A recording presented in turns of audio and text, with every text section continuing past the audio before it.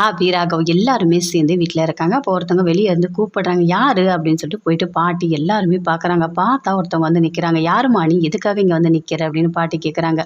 இங்கே பாருங்க நான் முரளின்றவரை பார்க்கணும் அப்படின்னு சொல்கிறாங்க. அதை கேட்டோன்னே எல்லாருமே அப்படி பார்க்குறாங்க. அபி, அனு, ஆகாஷ் எல்லாருமே ரொம்ப சந்தோஷமாக இருக்காங்க. நாம் ஏற்பாடு பண்ண இந்த அக்கா கரெக்டாக நடிக்கிறாங்க அப்படின்னு சொல்லிட்டு அப்படி பார்த்துக்கிட்டே இருக்காங்க. அங்கேருந்து வெளியே முரளி வராரு. வந்த உடனே கேட்குறாங்க பாட்டி, உங்களுக்கு இவங்கள தெரியுமா? உங்கள பார்க்கணும்னு சொல்றாங்க அப்படின்னு பாட்டி சொல்றாங்க. யார் நீங்க? உங்கள எனக்கு தெரியாதே அப்படின்னு முரளி சொல்றாரு. என்ன உங்களுக்கு தெரியாதா? ஏன் பொய் பேசுறீங்க? அப்படின்னு சொல்றாங்க. அத கேட்டோனே அப்படியே முரளி ஷாக் ஆகுறாரு. என்ன இவங்க பேசுறாங்க? அப்படின்னு சொல்லிட்டு. இங்க பாருங்க இவர் யார் தெரியுமா? என்ன லவ் பண்ணி என் கூட வாழ்ந்து என்ன மோசமாக்கிட்டு இப்போ இங்க வந்துட்டாரு அப்படின்னு அவங்க சொல்றாங்க. அத கேட்டோனே எல்லாருமே அப்படியே ஷாக் ஆகுறாங்க. பாட்டி அப்படியே பார்க்குறாங்க. பார்த்துட்டு என்ன என்ன இது என்ன சொல்றாங்க இவங்க? எனக்கு ஒண்ணுமே புரியலையே அப்படின்னு பாட்டி அப்படியே டென்ஷன் ஆகுறாங்க. ஐய்யயோ! இவங்க சொல்றதெல்லாம் பொய் அப்படின்னு முரளி சொல்றாரு. அபி மனசுக்குள்ளேயே அப்படி சந்தோஷமா சிரிக்கிறாங்க.